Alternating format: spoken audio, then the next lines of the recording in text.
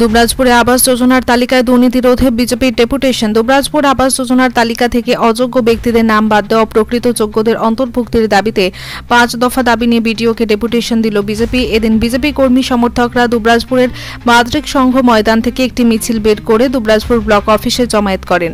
Block অফিসের সামনে বক্তব্য রাখার পর তারা বিডিওর কাছে ডেপুটেশন জমা দেন।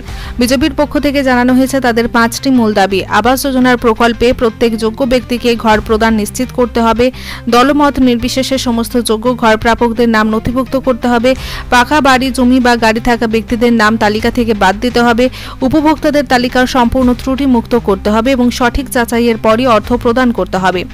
যোগ্য কিন্তু যাদের জব কার্ড নেই তাদের দ্রুত জব কার্ড প্রদান করতে হবে।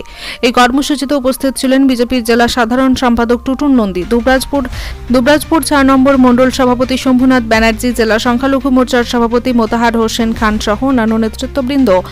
অপ্রীতিকর ঘটনা এড়াতে দুবরাজপুর থানার পুলিশ কড়া নিরাপত্তার ব্যবস্থা করেছিল। বিজেপির দাবি বিষয়ে প্রশাসনের তরফ থেকে কোনো প্রতিক্রিয়া পাওয়া যায়নি, তবে বিজেপির পক্ষ থেকে জানানো হয়েছে দাবি পূরণ না হলে ভবিষ্যতে বৃহত্তর আন্দোলনে নামার কথা ভাবা হবে। আপনারা জানেন যে আবাস যোজনায় যে লিস্ট যেটা প্রকাশিত হয়েছে আপনারা সেটা দেখেছেন, আমরাও দেখেছি।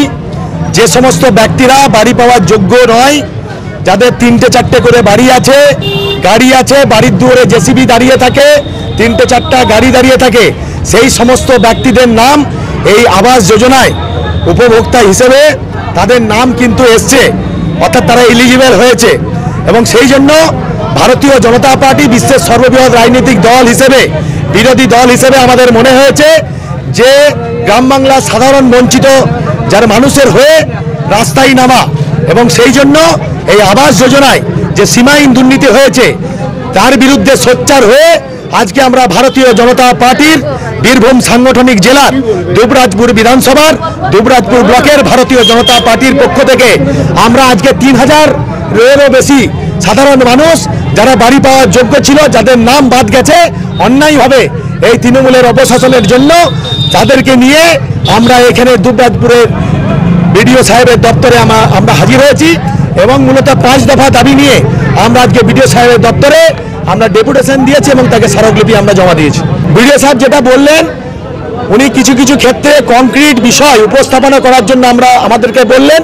সেখানে আমি নিজে, আমার সম্মানীয় আরও যারা জেলা নেতৃত্ব আছেন তারা, বিভিন্ন মণ্ডলে মণ্ডল সভাপতি, 4 নম্বর মণ্ডলের শম্ভুনাথ দা, 5 নম্বর মণ্ডলের আমাদের পার্থদা, তারাও উপস্থাপনা করলেন এবং আমাদের সংখ্যালঘু মোর্চার জিএস সম্মানীয় মোতাহার ছিলেন, আমাদের জেলা সম্পাদক সম্মানীয় সঞ্জীব দা ছিলেন। তারাও আমরা কিছু কিছু বিষয় নাম ধরে উপস্থাপনা করি, উদাহরণ তুলে ধরি যে সমস্ত ব্যক্তিরা বাড়ি পাওয়ার যোগ্য ছিল তারা বাড়ি পাননি।